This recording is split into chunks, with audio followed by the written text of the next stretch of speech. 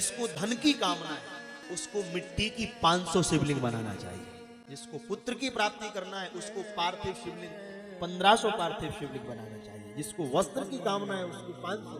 जो मोक्ष चाहते हैं उन्हें 1 करोड़ पार्थिव शिवलिंग बनाना चाहिए। जो भूमि चाहते हैं, जिनको भूमि प्राप्त करना है वो 1000 पार्थिव शिवलिंग बनाए। जो पुत्र प्राप्ति करना चाहते हैं वो 55,000। और शिवलिंग की पूजा का अधिकार सबको है। अनंत शिव भक्त जिसने शिव मंत्र की दीक्षा ले रखी हो उसको किसी भी शिवलिंग के प्रसाद ग्रहण करने का अधिकार है।